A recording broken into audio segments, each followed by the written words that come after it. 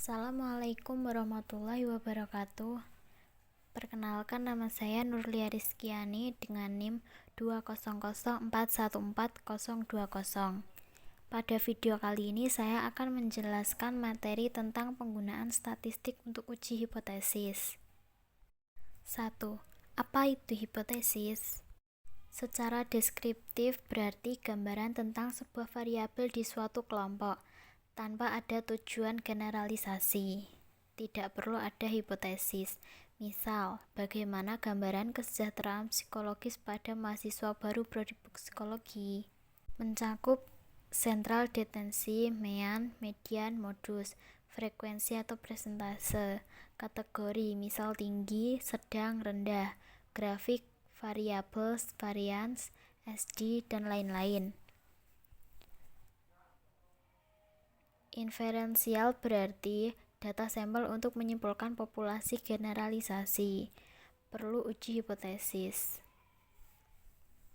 Hipotesis statistik mencakup 1. Hipotesis deskriptif adalah dugaan tentang nilai suatu variabel. 2. Hipotesis asosiatif adalah dugaan tentang hubungan korelasional antara dua atau lebih variabel. 3. Hipotesis komparatif adalah dugaan yang menyatakan perbedaan satu variabel pada dua atau lebih kelompok. 4. Hipotesis kausal adalah dugaan yang menyatakan pengaruh satu atau lebih IV terhadap satu DV. Pengertian hipotesis. Hipotesis berasal dari kata hipo artinya bawah dan tesis artinya pendapat. Hipotesis berarti pendapat yang kebenarannya masih rendah atau kadar kebenarannya masih belum meyakinkan. Hipotesis adalah dugaan atau jawaban sementara terhadap suatu masalah yang sifatnya praduga dan harus dibuktikan kebenarannya melalui suatu penelitian. Hipotesis dibagi menjadi dua, yaitu hipotesis nol dan hipotesis alternatif. Hipotesis nol adalah hipotesis yang berlawanan dengan dugaan peneliti. Sedangkan hipotesis alternatif adalah lawan dari hipotesis nol. Jika hipotesis nol tidak terbukti, maka hipotesis alternatif dapat diterima. Uji hipotesis digunakan untuk menguji apakah hipotesis merupakan suatu pernyataan yang layak, masuk akal dan diterima, atau tidak layak, tidak masuk akal dan harus ditolak. Uji hipotesis. Dalam pengujian hipotesis yang diuji adalah hipotesis nol, meskipun yang kita susun adalah hipotesis alternatifnya. Penentuan teknik analisis statistik untuk pengujian hipotesis ditentukan oleh skala atau jenis data, yaitu nominal, ordinal, atau interval atau rasio. Untuk data nominal atau ordinal menggunakan statistik non-parametrik.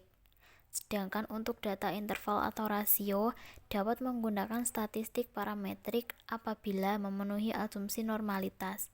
Bila asumsi normalitas tidak terpenuhi, maka harus menggunakan statistik non-parametrik dengan mengubah jenis datanya menjadi ordinal atau nominal.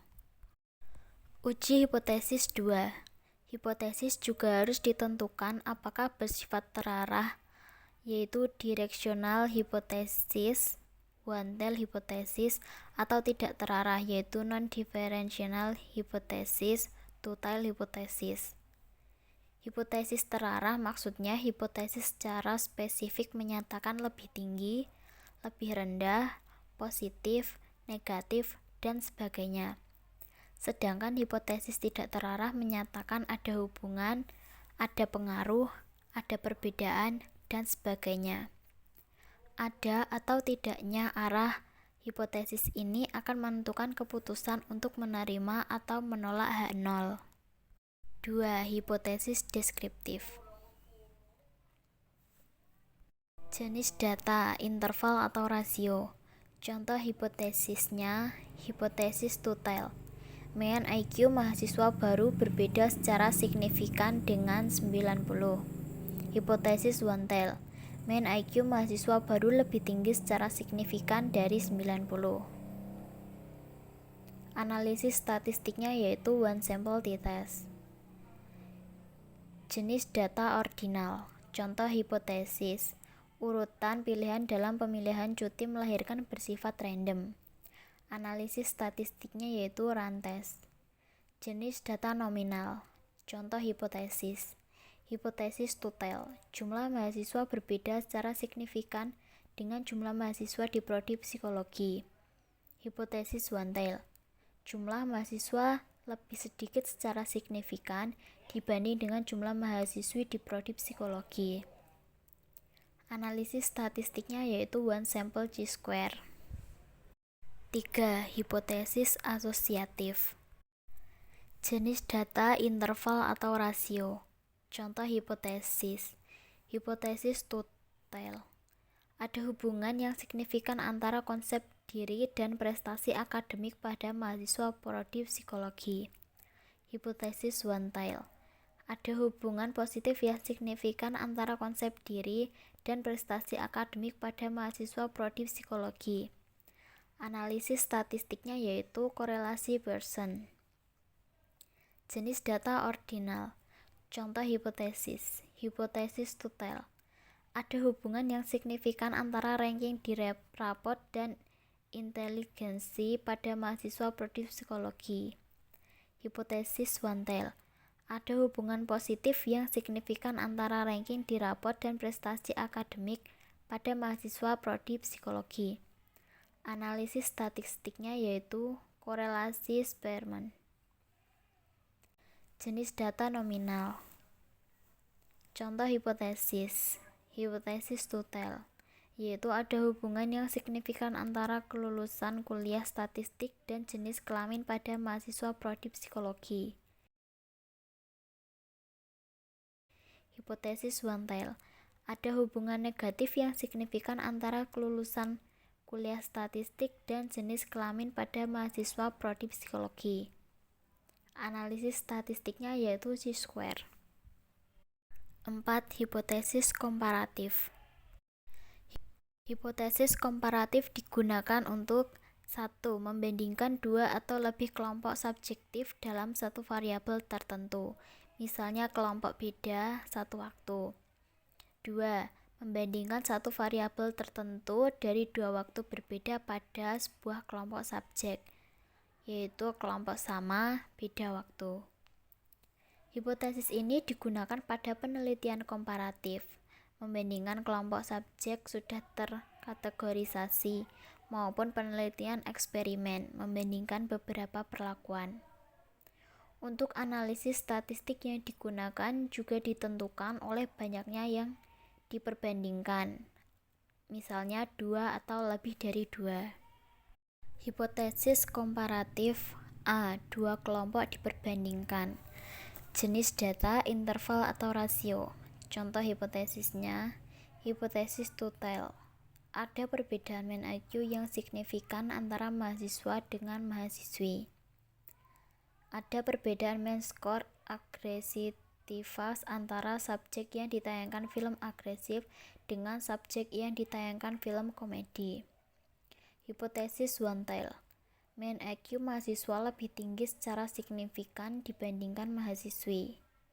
Mean score agresivitas pada subjek yang ditayangkan film agresivitas lebih tinggi secara signifikan dibandingkan subjek yang ditayangkan film komedi. Analisis statistiknya yaitu independent sample t-test. Jenis data ordinal.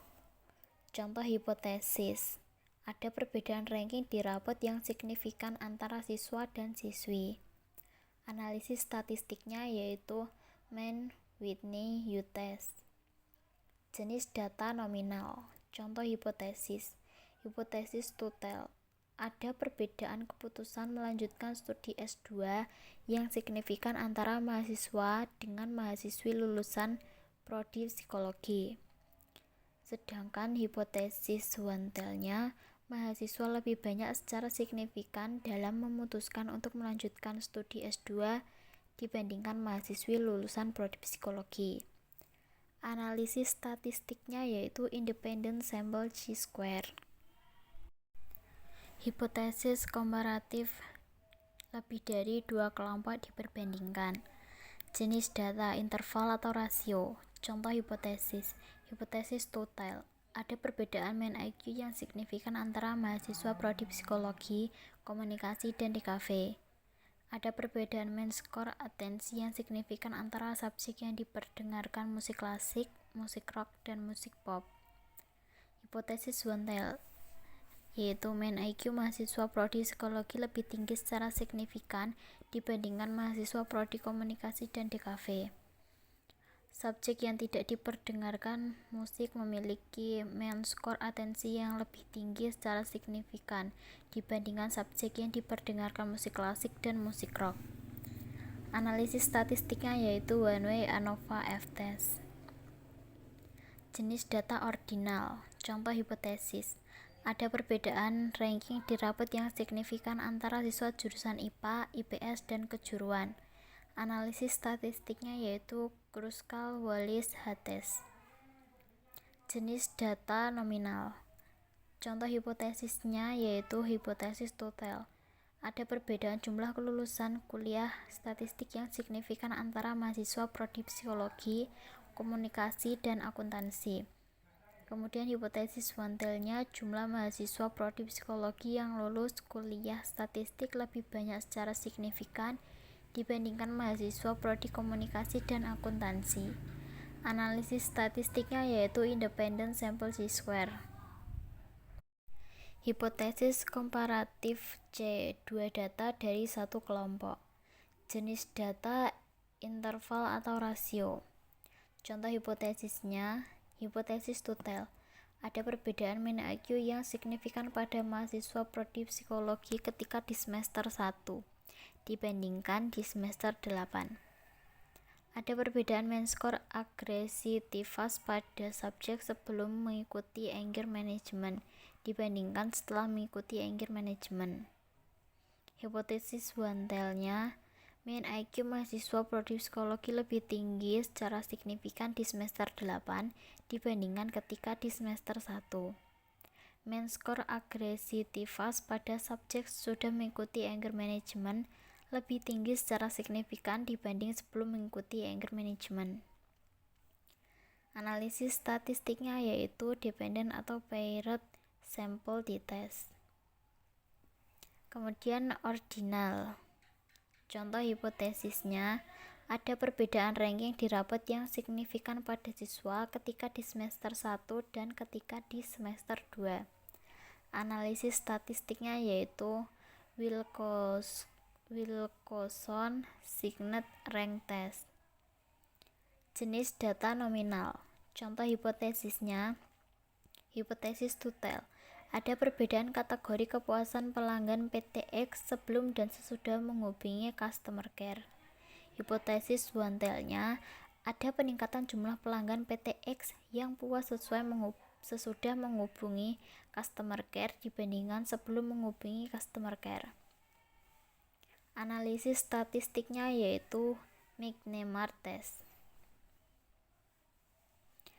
Kemudian hipotesis komparatif D, lebih dari 2 data dari satu kelompok. Jenis datanya interval atau rasio. Contoh hipotesis. Hipotesis total. Ada perbedaan main IQ yang signifikan pada mahasiswa prodi psikologi ketika di semester 1, semester 5, dan semester 8. Ada perbedaan main skor agresivitas yang signifikan pada subjek saat tidak diperdengarkan musik klasik, dan diperdengarkan musik rock. Sedangkan hipotesis Wontelnya, main IQ mahasiswa prodi psikologi di semester 8 lebih tinggi secara signifikan dibandingkan ketika di semester 1 dan semester 5. Main skor agresivitas subjek ketika diperdengarkan musik rock lebih tinggi secara signifikan dibandingkan ketika tidak diperdengarkan musik dan ketika diperdengarkan musik klasik. Analisis statistiknya yaitu repeat measure ANOVA. Jenis data ordinal. Contoh hipotesisnya, ada perbedaan ranking di rapot yang signifikan pada siswa SMP ketika di kelas 7, kelas 8, dan kelas 9. Analisis statistiknya yaitu Fred-Met test. Jenis data nominal.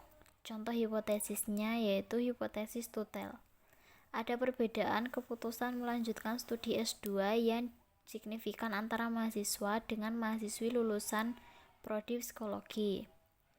Kemudian yang hipotesis Wantel, mahasiswa lebih banyak secara signifikan dalam memutuskan untuk melanjutkan studi S2 dibandingkan mahasiswi lulusan prodi psikologi. Analisis statistiknya yaitu chi-square test. 5 yaitu hipotesis kausal. Uji hipotesis kausal. Pengujian hipotesis kausal menggunakan analisis regresi. Jenis analisis regresi ditentukan oleh 1. Jenis data dependent variable atau DV. 2. Jenis data independent variable IV. Tujuan regresi adalah menghasilkan persamaan regresi dan mengetahui besarnya kontribusi IV sendiri maupun bersama-sama atau simultan. Hipotesis kausal yaitu ada A. DV internal atau rasio dan B. DV nominal. DV interval atau rasio dibagi menjadi 2 yaitu 1 IV. Jenis data IV, interval atau rasio. Contoh hipotesisnya, ada pengaruh IQ yang signifikan terhadap IPK pada mahasiswa prodi psikologi. Analisis statistiknya yaitu sample linear regression. Kemudian jenis data IV, ordinal atau nominal. Contoh hipotesisnya, ada pengaruh ranking rapot di SMA yang signifikan terhadap skor konsep diri mahasiswa baru. Ada pengaruh jenis kelamin yang signifikan terhadap skor konsep diri mahasiswa baru. Analisis statistiknya yaitu simple linear regression. Kemudian 2 atau lebih IV. Jenis data IV, interval, rasio, ordinal, dan nominal. Contoh hipotesisnya, ada pengaruh IQ, suku bangsa, dan konsep diri yang signifikan terhadap IPK pada mahasiswa prodi psikologi. Analisis statistiknya yaitu multiple linear regression. Sedangkan yang B di fenomenal ada 1 atau lebih IV. Jenis data IV-nya interval, rasio, ordinal, dan nominal. Contoh hipotesisnya adalah ada pengaruh IQ dan suku bangsa yang signifikan terhadap kelulusan seleksi CPNS. Analisis statistiknya yaitu logistic regression.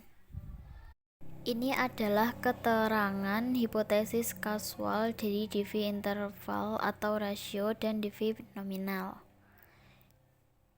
Jika ada lambang bintang, yaitu perlu uji normalitas. Lambang G artinya perlu uji linearitas. Sedangkan lambang H menggunakan dummy coding. Dummy coding atau kode 1 dan 0 perlu dibuat untuk IV berjenis ordinal atau nominal. Karena linear regression hanya digunakan untuk IV berjenis scale, interval atau rasio. Dummy coding sendiri berarti membuat seolah-olah variabel baru disebut variabel dummy yang hanya berisi data 1 atau 0, di mana variabel baru ini berjumlah sama dengan K min 1, di mana K sama dengan jumlah kelompok. Dummy coding dibagi menjadi 2, yaitu 1 dummy coding dikotomi dan 2 dummy coding polikotomi.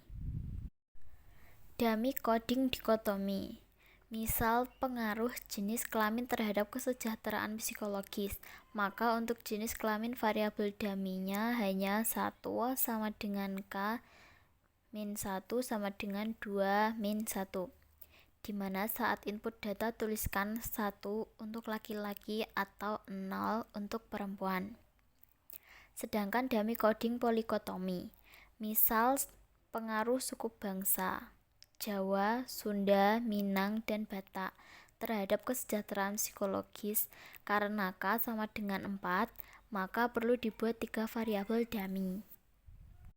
Ini adalah contoh dummy coding polikotomi. Di sini tertulis suku D1, D2, D3. Untuk suku Jawa, D1 adalah 1, D2 adalah 0, D3 0. Untuk suku Sunda, D1 adalah 0, D2 1, D3 0. Kemudian suku Minang, D-nya 0, D1 0, D2 0, D3 1. Selanjutnya ada suku Batak.